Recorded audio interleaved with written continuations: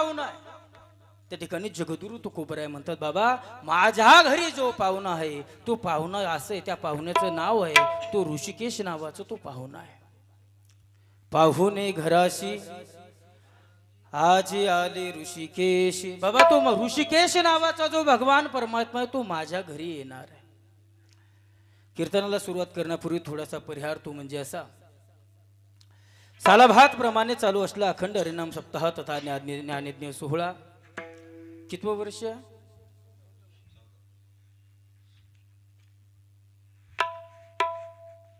14वं वर्ष या ठिकाणी आहे आणि 6व्या दिवसाची कीर्तन रूपी सेवा तुम्ही समस्त गावकरी मित्रमंडळी, भजनी मंडळ, काकडा मंडळ सर्वांनी माझ्याकडे सोपवलेले आहे. महाराज जसा एखादा सण साजरा करावा त्या उक्तीप्रमाणे त्या पद्धतीने तुम्ही या ठिकाणी सप्ताह साजरा करताय. खरंच आनंद वाटतो बरं का नागेश दादा. अनेक सप्ते पाहतोय आपण, अनेक सप्ते आहे, पण अशी कलाकार मंडळी, अशी कलाकार या ठिकाणी येणं इतकं सोपं नव्हे बरं का. मी तर म्हणेल आलमगावचं परम भाग्य आहे महाराज. पावशे महाराज सारखे, पुरुषोत्तम महाराज सारखे, बळीराम महाराज असेल, नागेश दादा असेल, यांच्यासारखे कलाकार भेटणं मुश्किल आहे बरं का. कारण काय होतं माहिती का, कधी कधी आपल्या भागातले असतात आणि आपल्याच भागातले लोक आपल्याला माहिती नसतात. पण मला ह्या वर्षी आनंद वाटला बरं का, तुम्ही आपले लोक मोठे करताय. बरोबर आहे का नाही महाराज? खूप उत्साहाचा कार्यक्रम आहे, आनंदाचा कार्यक्रम आहे, भरपूर भारी कार्यक्रमाचं नियोजन तुम्ही या ठिकाणी करताय. मी आळंदीला असताना मला फोन आला, आपले रामेश्वर दादांनी मला फोन केला होता. रामेश्वर महाराज असेल, शिवाजी महाराज असेल, अण्णा असतील, सगळं आपलंच गावातील संपूर्ण भजनी मंडळ सर्वाची एकी झाली, सर्व एकत्र आले आणि सर्व एकत्र आल्याच्या नंतर सर्वांनी मला कॉल केला, सांगितलं महाराज तुमचा एक दिवस घालायचा म्हणे. कुठं घालायचा? 10वं घालायचं होतं का? नव्हे, कीर्तनाची एक तारीख तुमची भावी म्हणे. म्हणजे सांगितलं ठीक आहे बा, शेजारचं गाव आहे, कुणाला नाही तरी म्हणावं. सगळ्याच्या शब्दाला मान देऊन या ठिकाणी येण्याचा प्रयत्न केलाय आणि या ठिकाणी 6व्या दिवसाची कीर्तन रूपी सेवा तुम्हा सज्जन श्रोत्याच्या मायबापाच्या चरणावरती विलीन करण्याचा मी प्रयत्न करणार आहे. विठ्ठल विठ्ठल.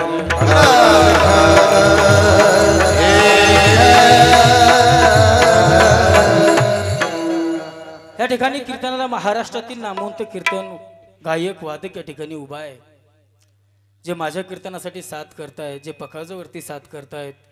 आपल्या जालना जिल्ह्याचं भूषण म्हणायला हरकत नाही, हाईच दादा म्हणायला हरकत नाही, म्हणजे आपल्या जालना जिल्ह्याचं भूषण आहे महाराज. आपले बळीराम दादा तेही या ठिकाणी पखाजावरती साथ करतात. नव्हे तर ज्यांनी महाराष्ट्रभर तबला वाजवलाय, महाराष्ट्र ज्यांनी गाजून काढले असे असणारे आपले सुनील महाराज तेही या ठिकाणी तबल्यावरती साथ करताय.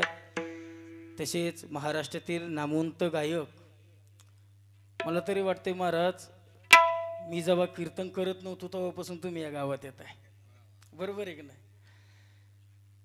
भाऊसाहेब महाराज पावशे, तसेच महाराष्ट्रातील महाराज तुमच्या गावामध्ये मला ऐकण्यात आलंय की गणपतीमध्ये ज्या व्यक्तीचं गाणं 10 दिवस तुमच्या गणपतीच्या समोर वाजत होतंय, का रे माझ्या जीवनाचा खेळ मांडला. सर्वांनी गाणं ऐकलंय ना? जे गाणं तुमच्या समोर तुम्ही ऐकत होता, श्रवण करत होता, त्या गाण्याचे गायक महाराष्ट्रातील नामवंत गायक नागेश दादा आज आपल्या गावात तुमच्या समोर उभा आहेत. तसेच आपले प्रल्हाद महाराज आपल्या समोर उभा आहेत. तसेच इकडे पुरुषोत्तम दादा खूप सुंदर पखवाज वाजवतात बरं का दादा. 2 दिवस मी त्यांचा पखवाज ऐकलाय. अहो एवढी धार त्यांच्या बोटाला आहे ना, एवढी धार त्यांच्या बोटाला आहे महाराज, बोट सुद्धा दिसत नाही इतकं गोड पखवाज वाजवत आहेत. तसेच आपले गोकुळ भाऊ असतील, अरुण महाराज असतील, आमचे खूप सुंदर गातात बरं का महाराज. एखादी कला स्थापित करावी आणि मग या टेजवर येऊन बोलावं, या टेजवर गायन करावं, याच्यापेक्षा महाराज कुठं न जाता आमच्या गावचे कल्याण गायकवाड आहेत. विठ्ठल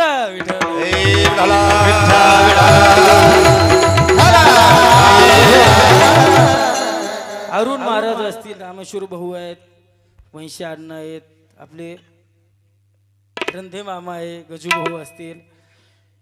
इकडं मला नाव परिचय नाही बरं का जास्त, यांचं नाव काय? हा नवनाथ भाऊ असतील, आपले शेळके भाऊ असतील, आमचे वडील या ठिकाणी आलेले आहेत, आपले बाबा आमचे रतनाप्पा असतील, सगळेच आता आपले नेते पाटील. आता आपण नेते म्हणतो, मला काहीच माहीत नाही बाकी तुमचं नाव काय आहे काय नाही बरं का. निते पाटील असतील, आमचे राम महाराजांचे वडील आहे. सर्वात विशेष म्हणजे दादा बरं का, ज्यांचे तिसऱ्या दिवशी कीर्तन रूपी सेवा झाली तसं साक्षाताई समोर आहेत. आणि पहिल्या दिवसाची कीर्तन रूपी सेवा झाली त्या ताई कुठे दिसत नाही. आपल्या पूजाताई असते. महाराज नागेश दादा सांगायला विशेष वाटेल, या गावामध्ये 3-3, 4-4 कीर्तनकार तयार झालेत बरं का. आनंदाची गोष्ट एवढंच आहे, आतापर्यंत तुम्ही जेवढा सप्ताह करत आला ना, एवढा सप्ताहाचं फळ म्हणजे तुमच्या गावातील कीर्तनकार मंडळी. महाराज लेकरं सुधारले हो, बारीक बारीक लेकरं. इथं करण महाराज आहे, आमचे सुदाम महाराज आहे, राम महाराज कुठे गेले माहिती नाही. हे इकडे राम महाराज शूटिंग करतायत. खूप सुंदर कीर्तन करतं महाराज ते पूर्ण. आतापर्यंत संस्थेमध्ये 4-5 कीर्तनं केलेत त्या लेकराने. इतकं सुंदर कीर्तन करतंय ना तुमच्या गावातील रत्न. कसं असतं माहिती का, आपण आपल्या लेकराला मोठं करायचं शिका. साक्षीताईने पहिले तिसऱ्या दिवसाची कीर्तन रूपी सेवा केली. मला तर एकच गोष्टीचा आनंद वाटला. महाराज कोण काय म्हणत असेल, कुणाला आवडली असेल, कुणाला नसल आवडली त्यांची कीर्तन सेवा, पण एक सांगू, परमात्म्याने ती रुचू करून घेतली असेल बरं का. ही मान्यता मी शाश्वती या कीर्तनाच्या गादीहून देतोय. का माहितीये महाराज, पहिलंच कीर्तन स्वतःच्या गावात करायचं इतकं सोपं आहे का? इतकं तरी सोपं नव्हतं महाराज. पहिलं कीर्तन स्वतःच्या गावात उभं राहून केलं. आणि महाराज आपल्याला 2 शब्द माईकवर बोलायचे म्हणलं तर बोलता येत नाही. त्या लेकरानं 2 तास उभं राहून या ठिकाणी कीर्तन श्रवण केलंय. कीर्तन तुम्हाला सांगितलंय, तुम्ही ऐकलं सुद्धा. सर्व गावकऱ्याच्या चरणावरती नतमस्तक होतो आणि या ठिकाणी कीर्तनाला सुरुवात करतो. विठ्ठल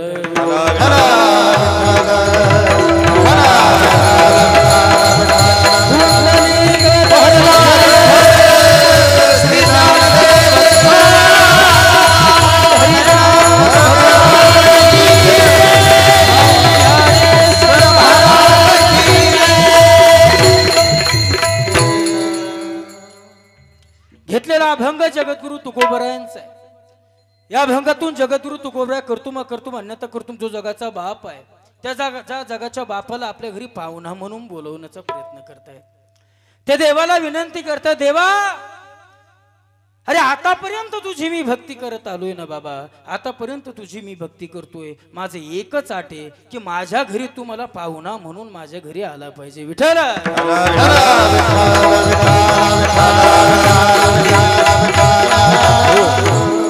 घेतलेला अभंग जगद्गुरु तुकोबरायांचा. या अभंगातून जगद्गुरु तुकोबराय तू महामा सज्जन श्रोत्यांना भगवंताचं वर्णन सांगताय, भगवंताला आपल्या घरी बोलवतायत. पण ज्या महाराजांचा अभंग आज आपण सेवेसाठी घेतला, नेमकं ते महाराज कोण आहेत? देव आहेत, साधू आहेत, संत आहेत, का साधारण मनुष्य आहे सांगता येईल? महाराज जे लोक पंढरपूरची वारी करतात त्यांना जगद्गुरु तुकोबराय माहिती असेल. जे देहूची वारी करतात त्यांना जगद्गुरु तुकोबराय माहिती असेल. अहो जे आळंदीची वारी करतात ना दादा, त्यांना जगद्गुरु तुकोबराय माहिती असेल. पण महाराज जे लेकरं गावात राहत आहेत, जे लेकरं शाळेत जात आहेत, त्या लेकराला माझी जगद्गुरु तुकोबराय माहिती नसतील. एखाद्या लेकराला जर विचारलं नेमकं जगद्गुरु तुकोबरायांचा अभंग आज आपण सेवेसाठी घेतलेला आहे, पण ते जगद्गुरु तुकोबराय कोण आहे सांगता येईल? जगद्गुरु तुकोबराय कुडाले बाळा? नाही सांगू शकत दादा. त्या जगद्गुरु तुकोबरायात एक छोटीशी ओळख तुम्हाला करून देतोय. पुणे जिल्ह्यामध्ये देहू नगरीचं गाव आहे. त्या देहू नगरीच्या तिरी इंद्रायणी तिरी बसलेलं भक्तीचं वादळ आणि त्या भक्तीच्या वादळाला लाभलेलं गोंडस फळ आणि बुद्धिवंताच्या बुद्धिवंतालाही न सुटणारं कोड म्हणजे श्रीमंत श्री संत जगद्गुरु तुकोबराय. विठ्ठल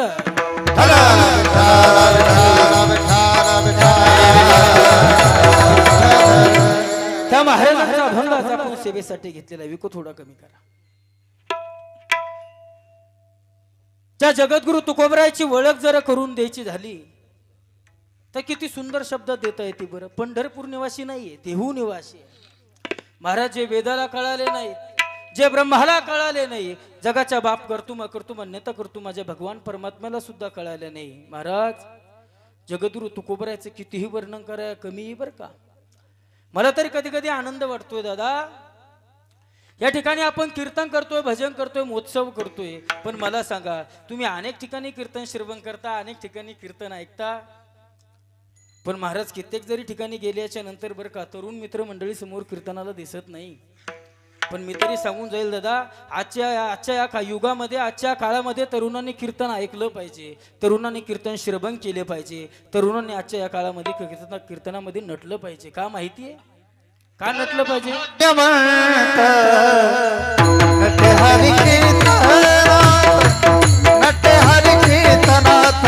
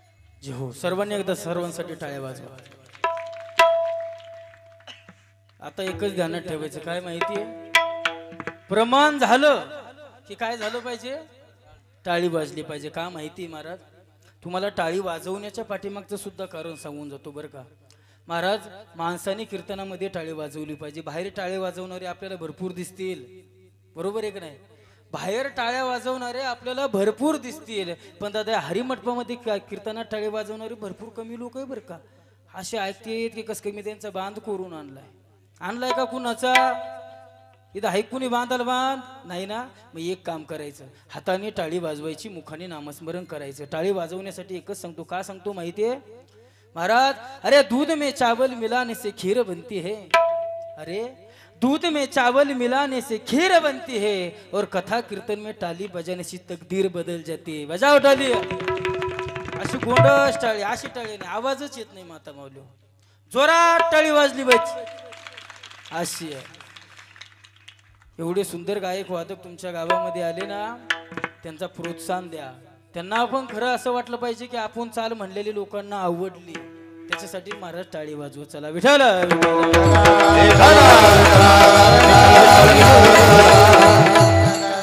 महाराज, तरुणांनी कीर्तन ऐकलं पाहिजे, तरुणांनी कीर्तन श्रवण केलं पाहिजे महाराज. का माहितीये महाराज, वयाच्या 16व्या वर्षी फासाशी जाणारा माझा भगतसिंग लोकांनी ऐकणं गरजेचं आहे, तरुणांनी तो ऐकणं गरजेचं आहे महाराज. या महाराष्ट्राच्या मातीसाठी त्या भगतसिंगानं आपल्या जीवाचं बलिदान दिलेलं आहे, तो भगतसिंग ऐकणं तरुणांनी गरज आहे. कधी कधी या महाराष्ट्राच्या भूमीमध्ये आपण जन्माला आलो, अरे किती पवित्र भूमी आहे, अरे किती पवित्रवान आपली महाराष्ट्राची भूमी, माहिती आहे तुम्हाला. अरे याच महाराष्ट्र भूमीमध्ये माझे ज्ञानोबराय जन्माला आले, अरे याच महाराष्ट्र भूमीमध्ये माझे जगद्गुरु तुकोबराय जन्माला आले, अरे याच महाराष्ट्र भूमीमध्ये माझे एकनाथ महाराज जन्माला आले, अरे नव्हे तर याच महाराष्ट्र भूमीमध्ये या ठिकाणी स्वराज्य स्थापित करून देणारे, या ठिकाणी आपल्याला बसण्यासाठी जागा देणारे राजा धीराज योगीराज सुछत्रपती शिवाजी महाराज याच महाराष्ट्र भूमीमध्ये जन्माला आलेले. इतकी पवित्र भूमी आहे दादा आपली महाराष्ट्र भूमी.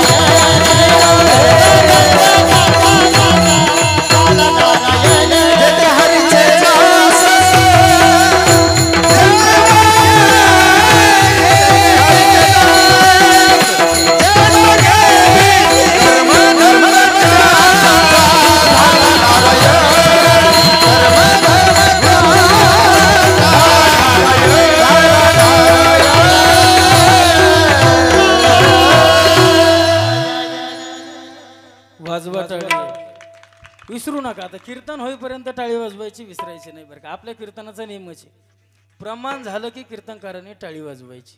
कीर्तनकाराने वाजवायची का काय हा म्हणता, मग तुम्ही वाजवत चाला ना. विठ्ठल विठ्ठल.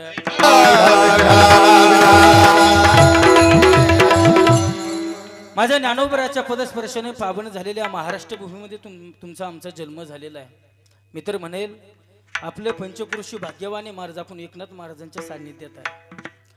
महाराज या पवित्र असणाऱ्या महाराष्ट्र भूमीमध्ये तुमचा आमचा जन्म झाला, पण कधी कधी दुःखही एका गोष्टीचं वाटतं बरं का. ज्या महाराष्ट्रामध्ये आपला जन्म झाला ना, या महाराष्ट्रामध्ये काही लोकांना जर महाराष्ट्राची व्याख्या विचारली ना महाराज, तर यांना महाराष्ट्राची व्याख्या सांगता येत नाही. अरे ज्या महाराष्ट्रात आपण राहतोय त्या महाराष्ट्राची व्याख्या तुम्हाला आम्हाला माहिती असणं गरजेचं आहे, बरोबर आहे का नाही महाराज. तुम्ही आम्ही महाराष्ट्रामध्ये जन्म घेतलाय, या महाराष्ट्राच्या भूमीमध्ये तुम्ही आम्ही वाढतोय, अरे याच महाराष्ट्राच्या भूमीमध्ये आपण आपलं जीवाचं शेवट करणार आहे. पण तरीही तुम्हाला आम्हाला शेवट जाईपर्यंत जर महाराष्ट्राची व्याख्या माहिती होत नसेल तर काय फायदा आहे. एखाद्या व्यक्तीला आपण विचारावं दादा महाराष्ट्राची व्याख्या काय, त्या व्यक्तीला विचारल्याच्या नंतर तो म्हणतोय जय महाराष्ट्र करा कष्टाने व्हा काय भ्रष्ट. हे आपल्या महाराष्ट्राची व्याख्या दादा नव्हे हो, ही आपल्या महाराष्ट्राची व्याख्या नाहीये. महाराज महाराष्ट्राची व्याख्या सांगून जातो लगेच अभंगाकडे वळतो बरं का.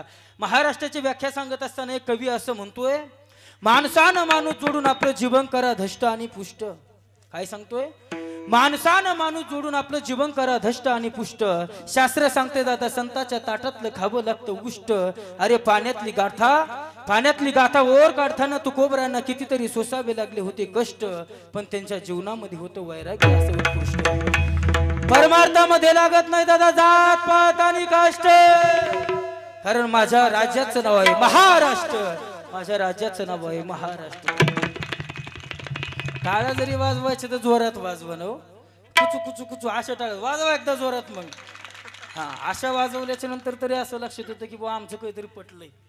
नाही उगं वाजवायचे म्हणून वाजवू नका बरं का. थंडी वाजल्यावानी चालू कुडकुडू असं काही होऊ देऊ नका. या अशा पवित्र पावन झालेल्या पुण्यित झालेल्या महाराष्ट्रामध्ये तुमचा आमचा जन्म झालेला आहे.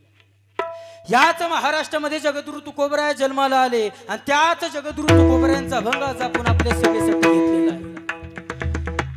महाराज जगद्गुरु तुकोबरायांचा अभंग आज आपण सेवेसाठी घेतलाय. ते साधू आहे संत आहे का देव आहे? महाराज ते संत होऊन गेलेत. पण त्या जगद्गुरु तुकोबरायांचा अभंग आपण सेवेसाठी घेतलाय. ते जगद्गुरु तुकोबराय साधारण होते का हो? जगद्गुरु तुकोबरायाचं वर्णन करायचं झालं तर असं म्हणतात अनुरेणुया थोकडान तुका जाये भडा तुका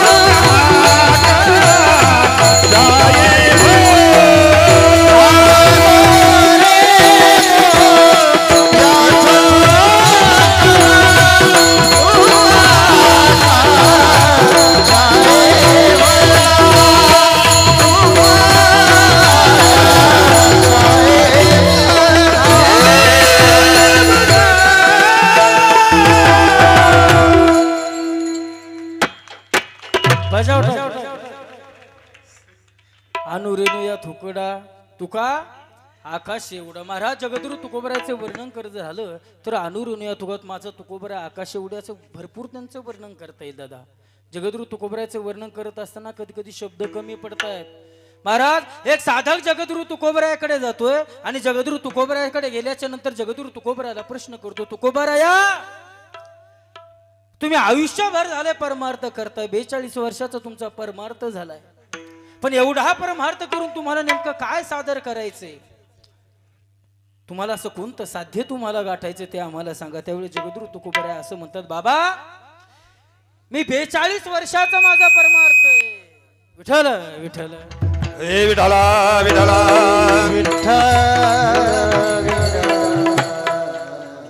जगद्गुरु तुकोबराय म्हणतात, बाबा 42 वर्षाचा माझा परमार्थ आहे. पण या परमार्थातून मला दुसरं काही कमवायचं नाही. मला सांसारिक धन कमवायचं नाहीये. मला तुमच्यासारखं पैसा लोटा कमवायचं नाहीये. मला कुठं जमीन जुमला कमवायचं नाही. मला काय कमवायचं?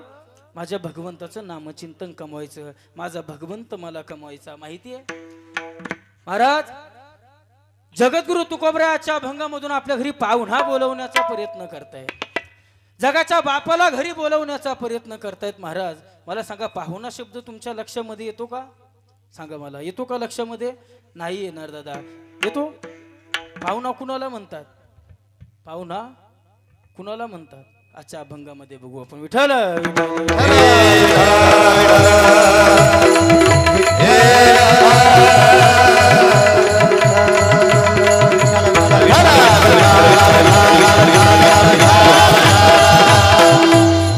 जगद्गुरु तुकोबराय पाहुण्याला घरी बोलवणारे. मग पाहुणा घरी जगाचा बाप घरी येण्यासाठी तेवढा अधिकार असला पाहिजे.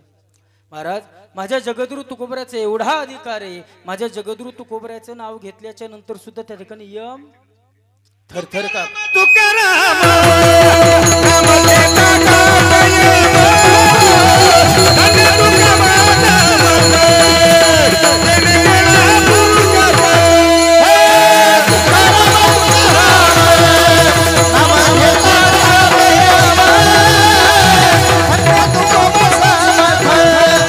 देने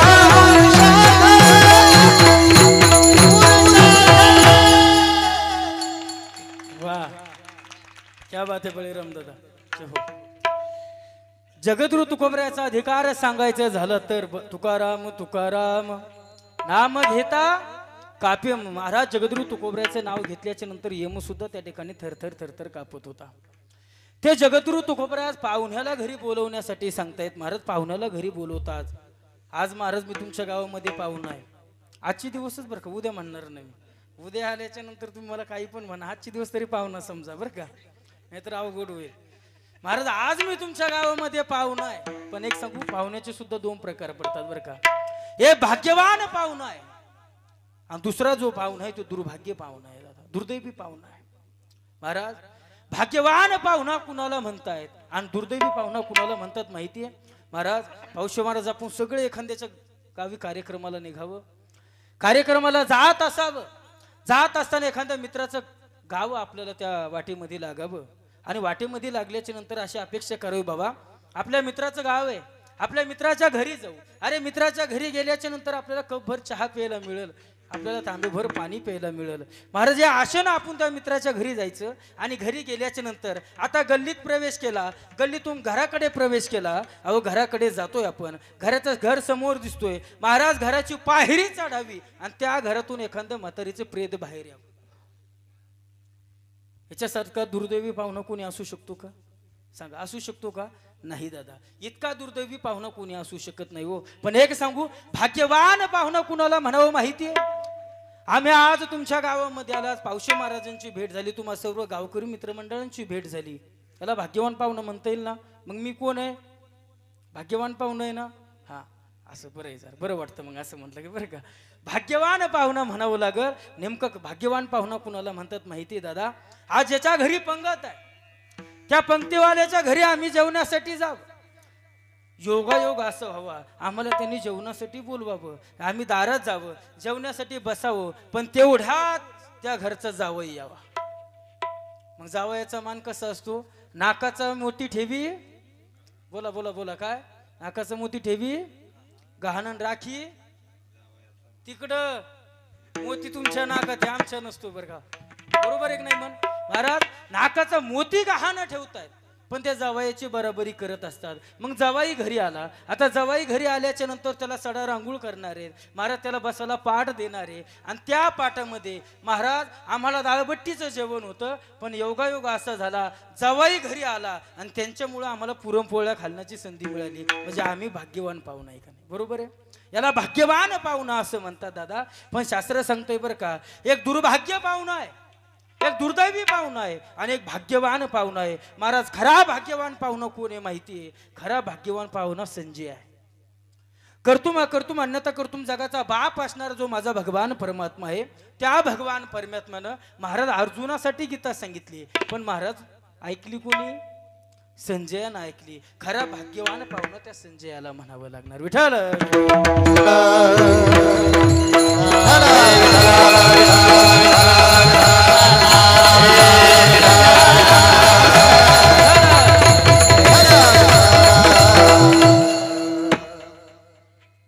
महाराज तुम्ही आम्ही सुद्धा पाहुणे आहेत. आज मी तुमच्या गावात पाहुणा आहे, आज तुम्हीही पाहुणे, पण आपण कुणाचे पाहुणे माहिती? प्राणी हो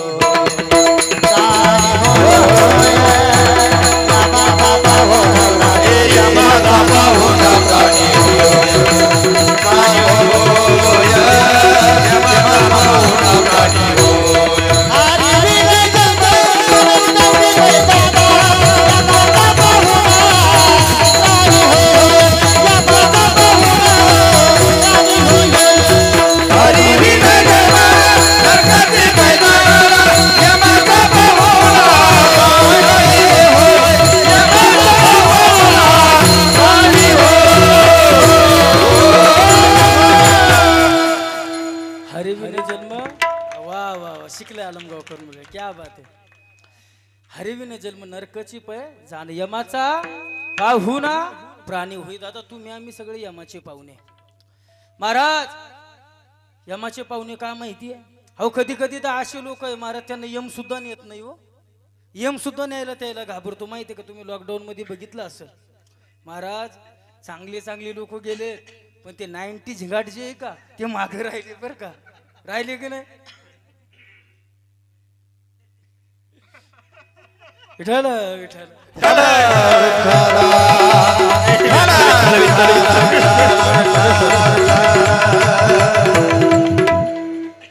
याच्यावर भरपूर बोलता येतं बरं का, पण मी गावाकडे ते गुंतलेलो आहे सध्या. कसं माहिती आहे का, गावाकडे असल्यामुळे जास्त बोलता येत नाही. महाराज चांगले चांगले लोक या मनी नेले हो, पण 90 झिंगाट नेले नाही. का माहिती त्यांना माहिती, यांना नेऊन फायदा सुद्धा नाही. विठ्ठल